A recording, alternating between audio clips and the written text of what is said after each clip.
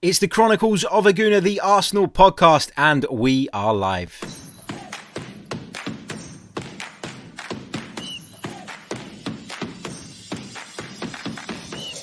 You're listening to the Chronicles of a Gooner, the Arsenal podcast. I'm Martin Tyler, and you're listening to Harry Symeou.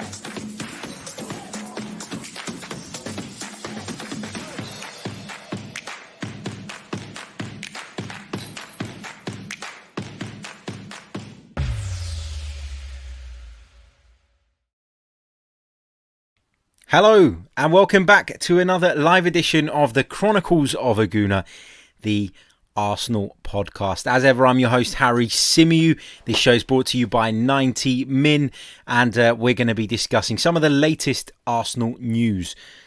Lots of reports doing the rounds at the moment, and most of them are about players that we're potentially looking to move on in the summer transfer window. We know that Arsenal need to probably sell to be able to buy, to be able to do the business that we all feel is necessary to get us back competing at the top end of the Premier League, to get us back involved in the race for Champions League football. And we're going to talk about another player that could potentially be on his way out of the club this summer on a more permanent basis, and that is, of course, Matteo Guendouzi. I want to get your thoughts, I want to get your views, I want to get your questions all in the live chat, and we'll be referring to those throughout, so make sure you keep them coming.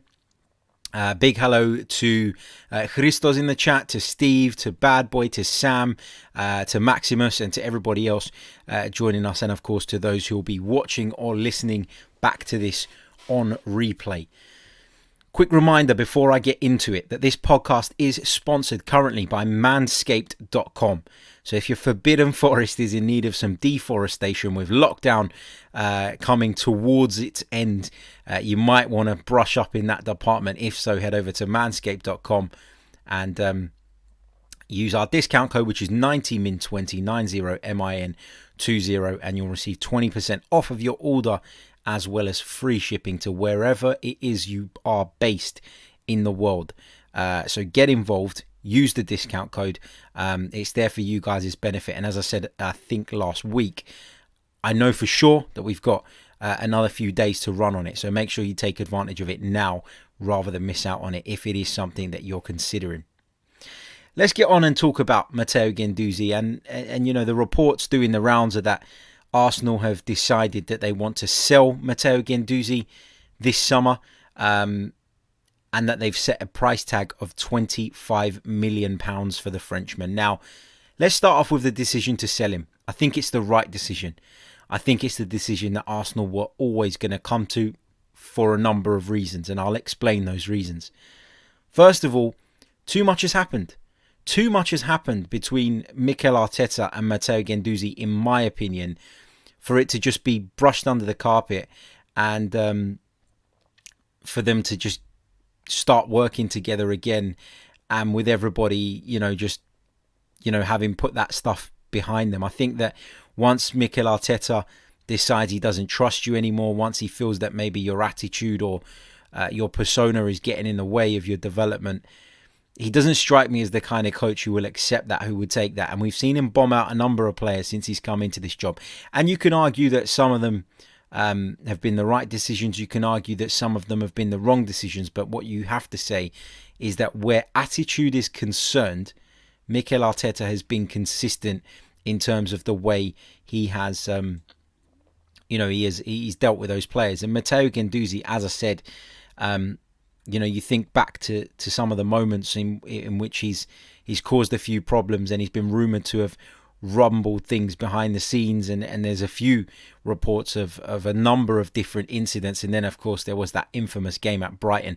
And Matteo Guendouzi didn't play for Arsenal after that, and he probably never will again if Arsenal get their wish this summer, because at the end of the day, Dave says it in the chat. Dave says we can't let Guendouzi come back to the club. You cannot disrespect the manager the amount of times he has. And I completely agree. You know, is Matteo Guendouzi so good? Is he so good that you can, is he so good that you could make an exception? Is he so good that you can bend the rules a little bit? Is he so good that you would allow your principles to be seen as maybe not being applied on this occasion? He could be seen as a potential favourite in the eyes of some of the others if Mikel Arteta was to backtrack on his decision. I think as a manager, when a player is that good and it becomes difficult to leave them out, then I think that's where you earn your money, right? And that's where you have to make the call as to whether you're willing to let it go, whether you're willing to let it slide, whether you're willing to concede a little bit in terms of the values and the rules and non-negotiables, as Mikel calls them, that you have in place. But Matteo Guendouzi hasn't been that good. He's been decent and he's been very good at certain points in his Arsenal career.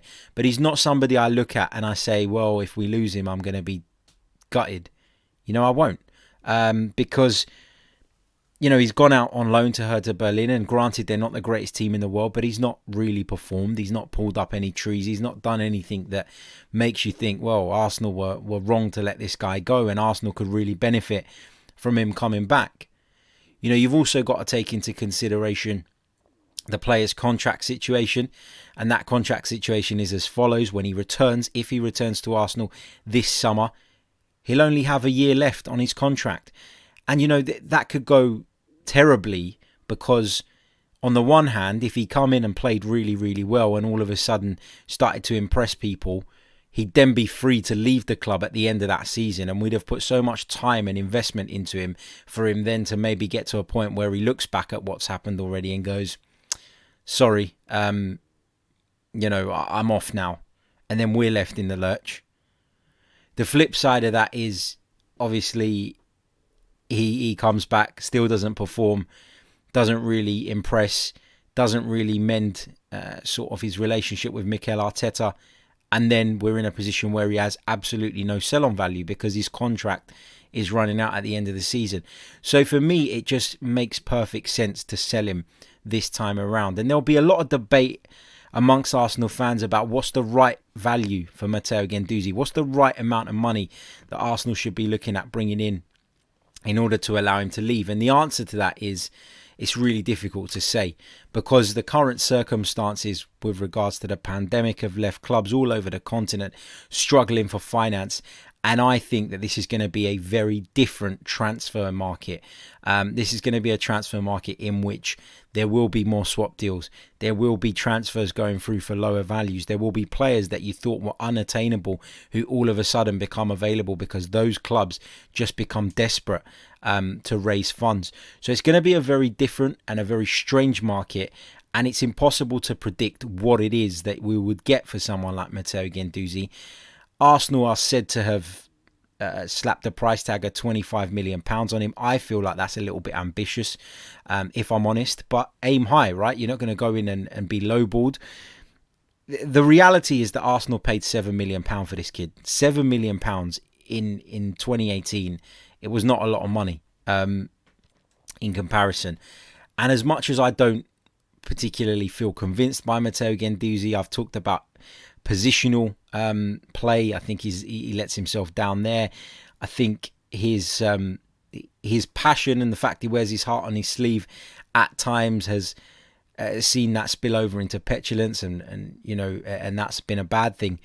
But in terms of some of the attributes he has and some of the ability he has, he does have what it takes, I think, to go on and be a very decent midfielder.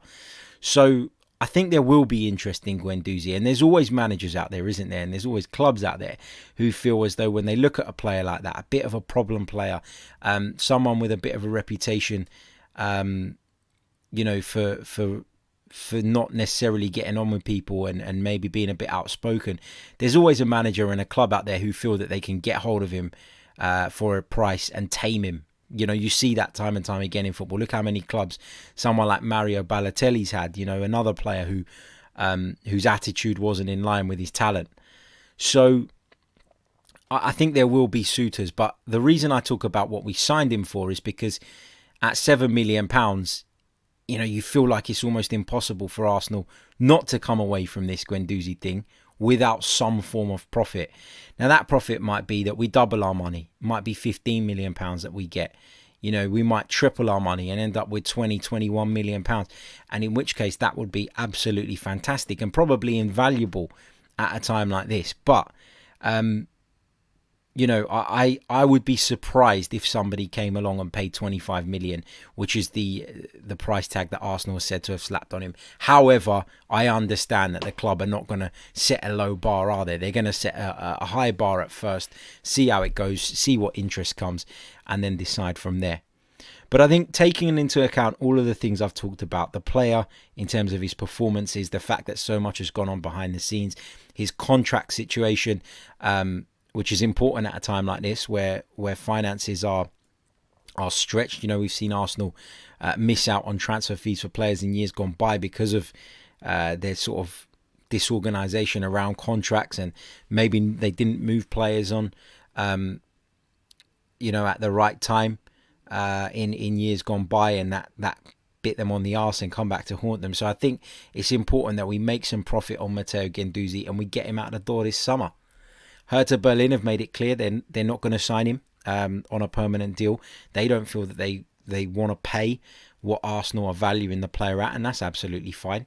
And you hope that there's going to be, other potential suitors for Matteo Guendouzi. But as I say, as much as I feel they will be interested in him, and I think he will get a move, £25 million as a price tag in this current climate feels a little bit too high for me. But that's just my personal opinion. Let me know what you guys think in the chat. What's your thoughts on the whole Matteo Guendouzi thing? Would you give him another chance at Arsenal, or are you of the same view of me as me, whereby it's probably time to cash in, probably time to sell him, and I think that money can be used for different purposes. Christos says, I don't think the Brighton game was the reason he was dropped. I think Arteta used that as an excuse. I think he was the club mole. Interesting point. I don't think it was just the Brighton game. That was the infamous one. That was the game, I think, that pushed Mikel Arteta over the edge. But we'd heard reports previously, and I'd heard that there had been a number of occasions on the training ground as well where he kind of pushed the boundaries with the boss. And there was one incident in particular when the club were on their training camp in Dubai that raised a number of eyebrows as well. So I agree with you that I don't think it was just down to the Brighton game. He would have got one strike for sure. He'd obviously pushed the boundaries on numerous occasions previously, and that was just the straw that broke the camel's back, or in this instance broke Mikel Arteta's back. Peanut Butter Jelly Time says Arsenal need to get better in selling players. We need to start getting money back for our assets. I agree. Omar, interestingly, says I would give him a second chance, but Arteta clearly doesn't rate him, so it is what it is. I think I'd be more open to giving him a second chance if his contract had longer to run on it, and then if it didn't work out still, we would be able to then sell him on and bring some money in. But now it feels like because of his contract situation, it's now or never. You either sell Matteo Guendouzi now or you risk letting him walk away from the club on a free transfer. And I just think that he hasn't shown enough to suggest that he's worth taking that kind of gamble on, that kind of risk on. And so I would move him on. Xander says, makes sense for all parties and think the squad looks a lot more harmonious now. No point rocking the boat again. Martin says he's fallen out with 3 managers now. Sell him and use that money on a Premier League midfielder. Yeah, and he's been described as rebellious, as a child going through puberty by the current Hertha Berlin manager. So that tells you a fair amount as well about how Matteo Guendouzi is seen in the wider. It is seen by the wider audience as well, not just Arsenal, not just Arsenal fans and people associated with our club. Sam says if he's not playing for Hertha, who are near the bottom of the Bundesliga, then who's going to want him, let alone pay that money? I think people would still want him, but I just don't think that 25 million is a realistic amount of money. Alcarp says, I think he has to mature more. Don't rate him that much, to be honest. Do you know what, Alcarp, why you're here, mate? You were on the social club the other night and you gave us our Premier League predictions, didn't you? For the games this weekend, representing the listeners. You didn't fill in the last couple of games, the 2 games on Monday, which are Chelsea, Everton and West Ham, Leeds. So if you could drop those to me in the chat today, I'll pass them on to Alavi as he fills out the table for this week's prediction. So if you could get that done for me between now and the end of the stream in a live chat, that would be great, mate. Thank you. JB says, I rate Guendouzi, but the man acts like a 12-year-old. He's having a kid himself. You'd think that might wake him up, mature him a bit. I can say from my experience, it doesn't really mature you. It makes you value sleep and other things more. But yeah, it's it does in some ways. But there's plenty of immature people out there that have got kids. There's no doubt about that. Josh Hunter says we need more of a 6 to partner Partey. Steve Stone says if we want Arsenal to improve, we need to upgrade where necessary. Midfield needs upgrading desperately. Agreed. Peanut Butter Jelly Time says, Harry, if Guendouzi did get sold, would you replace him or would you look at our academy for a player? No, I'd replace him.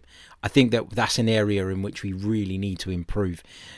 Talked about it before. We don't know that Dani Ceballos will still be at the club next season. I don't know if Arsenal will go out on a limb to make that still happen. But Real have made it clear they won't loan him out for a third consecutive season. So he'll be gone. And beyond Xhaka and Partey, then you're just looking at Mohamed El-Neni, and for me, that's not quite right. Maxima says Guendouzi has no skills, rubbish player that belongs back in the second division in France where we got him. Sakif says I'd sell, but we'll have a lack of midfielders by the end of the summer. We need about 3 extra midfielders and upgrades, but who? Sebastian says Arteta and Guendouzi, even if he comes back, they will never have that trusting relationship. Agreed. So I go back to that point where I said earlier, too much has happened. He says Arteta will expect him to be the same and Guendouzi won't ever get along with Arteta. Time to sell if possible. Christo says, what do you think of the Paul Dardai puberty comment? Yeah, I mentioned that already. I certainly think that tells you a lot, doesn't it, about how Matteo Guendouzi is viewed. Kevin Campbell, former Arsenal man. Kevin, welcome to the show, mate. I hope you're well. He says, hey, Harry, hope you're well. Have a great show. We need minimum 6 players, maximum 11. Harsh but true. Yeah, you know what? You make a good point. There is a lot of players that we could potentially upgrade on this side, particularly if we're looking to go one further than qualifying for the Champions League. If we're looking to compete for the Premier League title, we do need to rebuild this squad. And I do believe that rebuild is currently taking place, but it's going to take time, and we have to be we have to be aware of that. We have to be accepting of that, I guess, in a sense. And the problem is that the modern day football fan very rarely has the kind of patience needed to allow a team or a club to go through the kind of process that we're needing to go through in order to get back to where we need to be. Marble Halls TV says, I like Guendouzi. It's a shame he's left because he has a high ceiling. I agree that he has a high ceiling. I really do. But I use this phrase a lot. Potential unfulfilled means nothing. And if your attitude is not right, if your head's not right, then you're never going to fulfill that attitude. And then it's that potential. And then having all the talent in the world becomes irrelevant.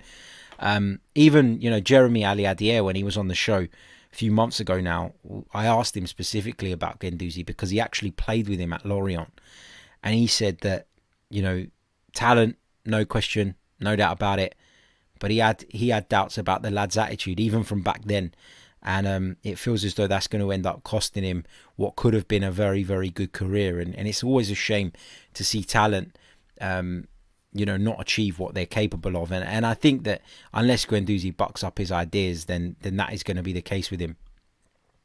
MN says, hey, Harry, hope you're well. I don't want Guendouzi to go. He's a good player. But if Arsenal bring in a replacement first and the price is right, then he can go.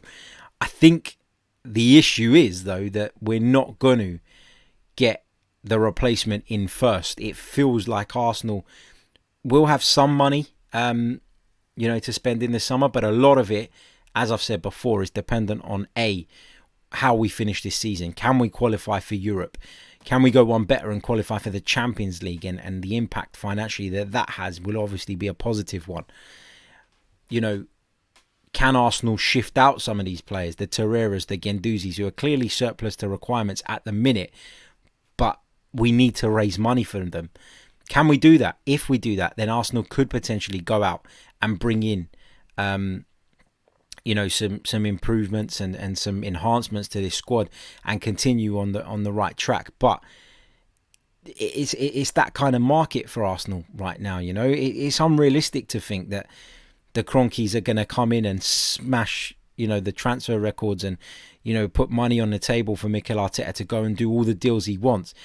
Why is it unlikely? Because they've never done it before. They've never given us any previous evidence that suggests that they will do that.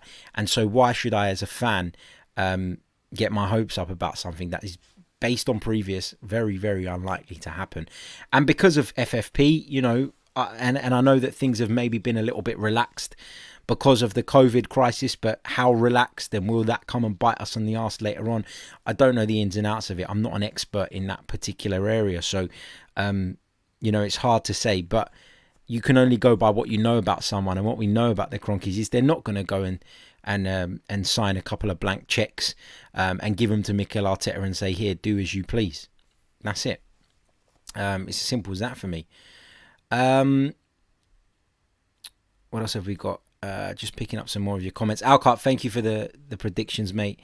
Let's pick out a couple more questions. Let's see what else you guys are saying. Mike, how you doing? Says, there is a good spirit in the squad with all the so-called troublemakers gone.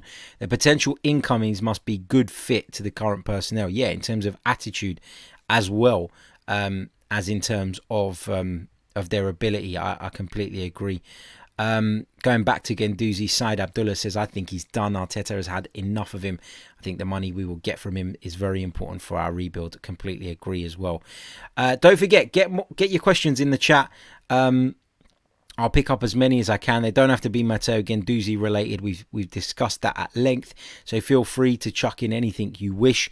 Keep the Burnley stuff for later on. I'm going to be back with a second stream at 5:15 p.m. this evening UK time, where I'll be looking ahead to that Burnley game, and I'll be sharing my thoughts on that game.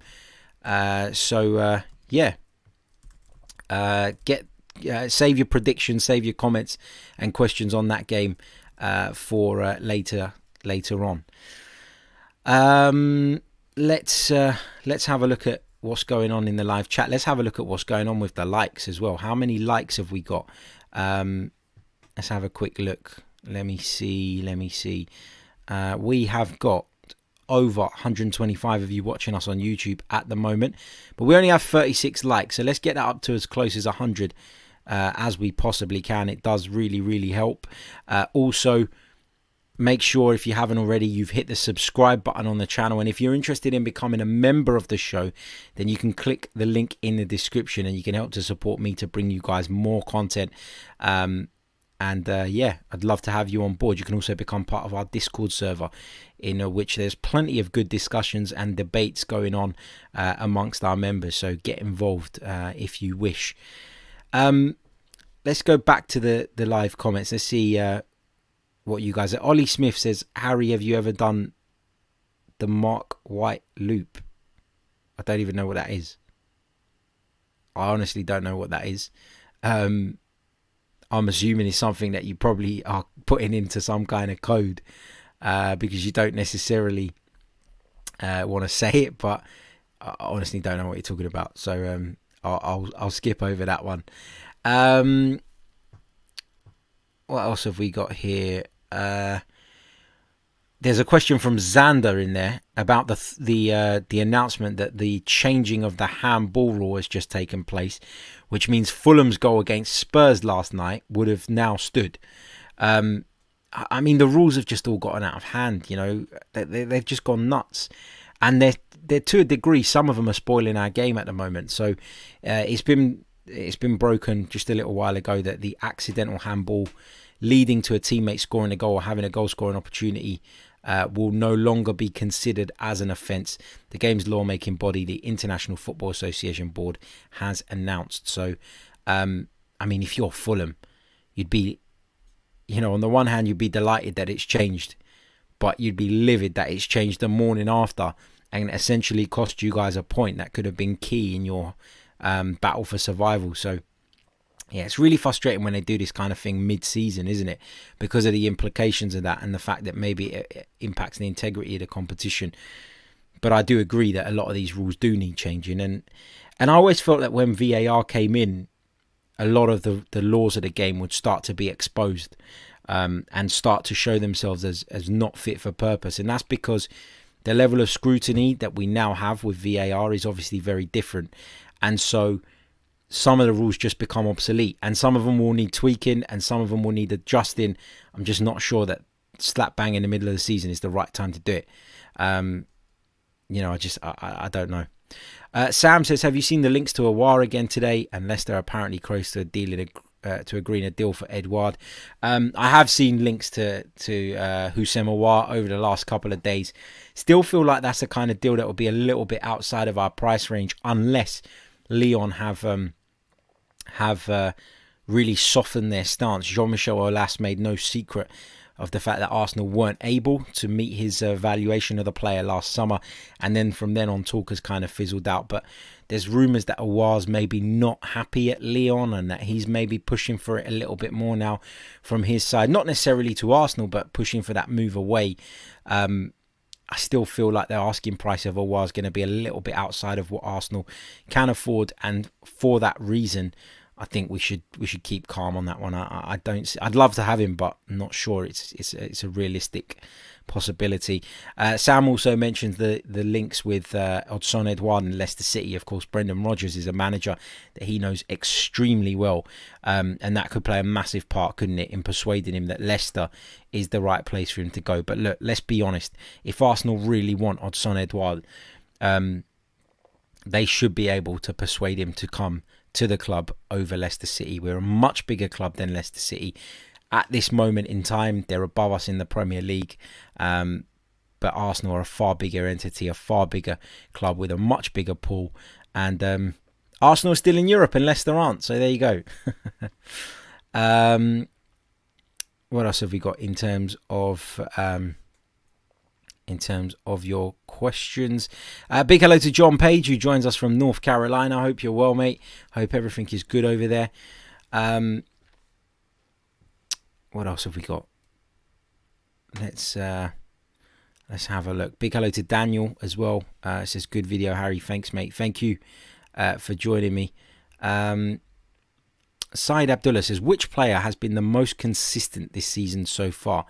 I'm assuming you're talking about from an Arsenal perspective. You got to say Bukayo Saka. I mean, he's been immense throughout this campaign. He's been so good. And he's played in a variety of different positions as well. I feel like we're really seeing the best of him now that he's playing out on the right. I think that's working brilliantly for him, and long may it continue. But I think he's the player that stands out for me. I think Kieran Tierney's been consistent as well when he's played. But obviously injuries have hampered him quite a bit this season. And, and for that reason, I lean towards Bukayo Saka on that. This is an interesting one, not Arsenal related, but Paul Nell asks, what are your thoughts on Liverpool, Harry? And this is an interesting one because I was commentating on the Liverpool game last night for VSIN in the United States, and I've done a few Liverpool games lately, actually. I did the Merseyside derby against Everton when they were beaten as well, and just looking up sort of Liverpool in the build up to that one and doing my research, it was incredible that they'd lost their last 5 at Anfield. Now it's 6. It's strange to put your finger on exactly what's gone wrong at Liverpool.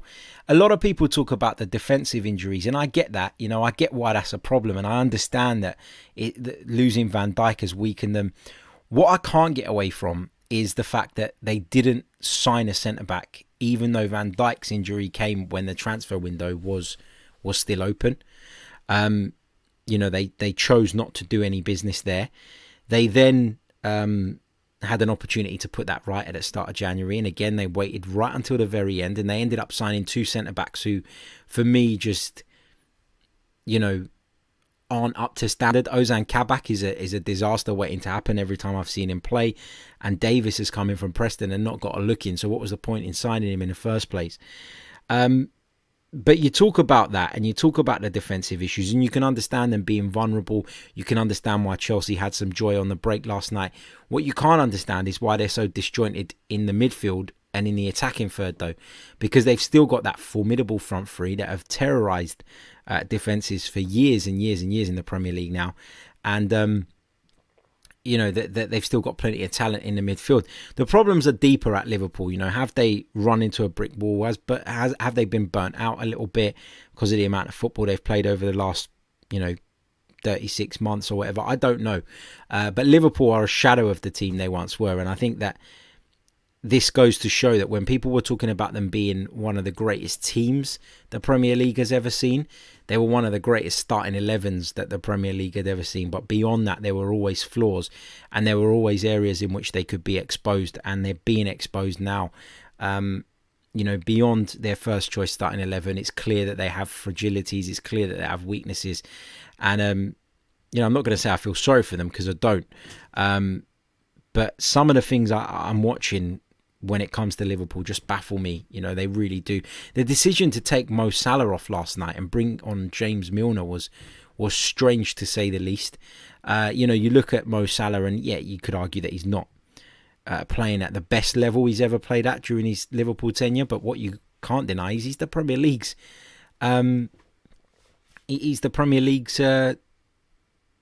top goal scorer, so he can't be that bad, can he? That's that. And I'm just having a look at, by the way, just going back to that IFAB handball thing. I'm having a look at that, and I only glanced at the report, but I think I might be right in saying that new rule, or the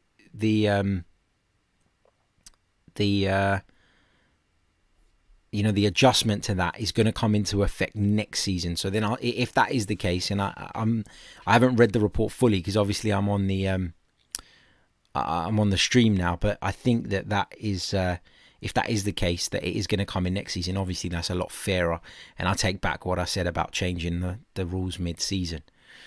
Big hello to John Gilchrist. He says, hi Harry, make sure everyone hits the like button. Great show as always. Thank you so much, mate. Yes, please do. Let's check in on that one more time before we continue through some of your comments. Make sure you've smashed the like button if you haven't already done so. Right now we've got just shy of 150 of you watching, and we've only got 60 likes. So guys, let's get that up to 100 at least. Surely we can do that between now and the end of the stream. Ray Anderson says, is your clock saying 3 o'clock, Harry? Yes, that's the traditional clock end clock. Got it years ago. It used to be in my bedroom when I lived at home. The missus won't have it in the living room, unfortunately, so it's down here, but there's no battery in it at the moment. And 3 o'clock was the traditional Saturday kickoff time, right? So that's why I've got it at the 3 o'clock mark. So call me sad, but that's the reason behind it. Alcarp says, question, who do you think the 6 targets are? I don't think there's 6 transfer targets. I think there's 6 deals that could be done, and some of them are outgoings as well. But if you're asking me who my targets would be right now, I think that Odsonne Edouard would be the one that I'm after from a striking perspective. I'd look at Ryan Bertrand on a free to come in as a backup left back, because remember, whoever does come in is going to come in as a backup. It's got to be someone who is competent, but at the same time maybe at a stage in their career where they're happy to play second fiddle, and I think that might be Ryan Bertrand. In terms of midfield targets, I'd probably try and nail down Martin Odegaard and get him signed on for next season, because I've been really impressed by what I've seen of him so far. I'd like to see us add someone in a more deeper midfield position, but in terms of targets, I'm not 100% sure who I'd go with. It's something to think about though, and come back to you guys with in upcoming shows for sure. Big hello to Sebastian, who says, big up from Portugal, Harry. Normally watch the streams after they finish, but love the content. Thank you so much, mate, and really appreciate your support. As always, appreciate everybody's.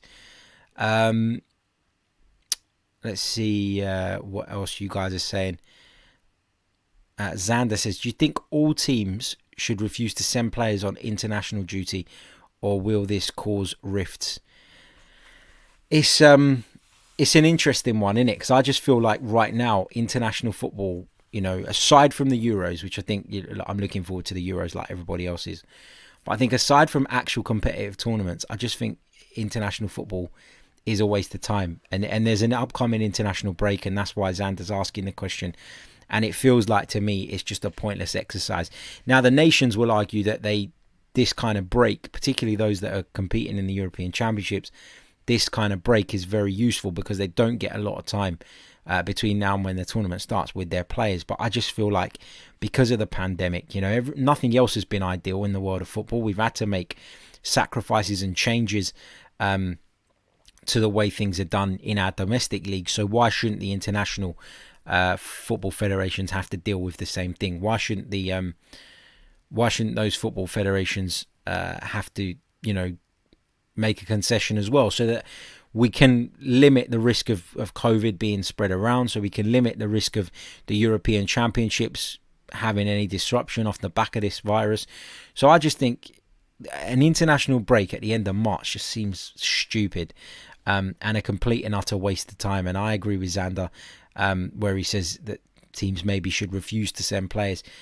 It is hard because legally I'm not sure you can do that, but it would make sense if the football world come together, wouldn't it? And it would be nice if the likes of FIFA and UEFA were at the forefront of this and saying we're going to scrap this international break, rather than it being left in the hands of managers to tell players that they shouldn't go, and then they're becoming rifts and stuff in that sense. So yeah, I think it would just be easier, wouldn't it, if just UEFA and FIFA took a sensible approach. But there's money at stake, there's games that have been organised, there's TV rights, etc., and for that reason I just can't see the international football, this schedule for this month, being knocked on the head. Jashar says, afternoon Harry, which non-homegrown players would you move on to create squad space? Really, really interesting question again. Well, we know that Sead Kolasinac is going to return at the end of the season. I'd definitely move him on. That's one. In terms of the others, though, there's not really anybody I'd leave out. I'd maybe leave Runarsson out because he's the third choice goalkeeper and I'm not necessarily keen on him. But I think we've done a lot of the trimming that we're going to do in January when we moved out a number of those players. And if we can move out Guendouzi, if we move out Torreira as well, potentially in the summer, that's another couple. And I'm not sure how many spaces then we would still need to make, how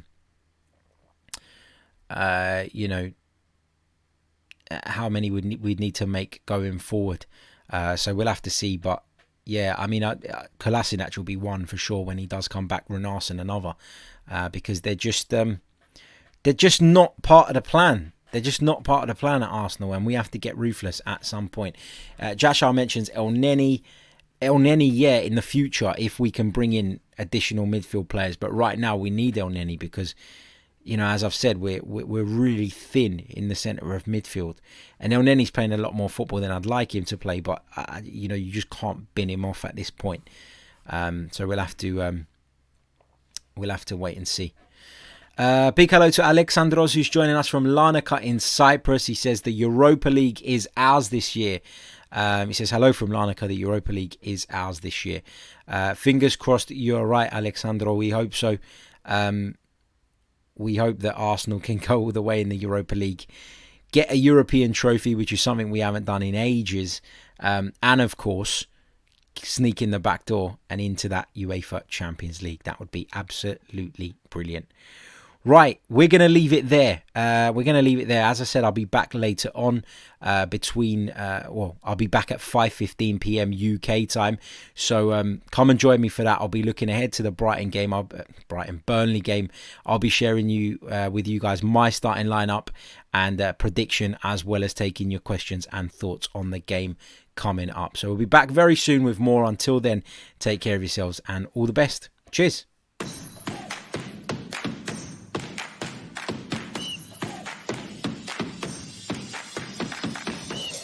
You're listening to the Chronicles of a Gooner, the Arsenal podcast. I'm Martin Tyler, and you're listening to Harry Symeou.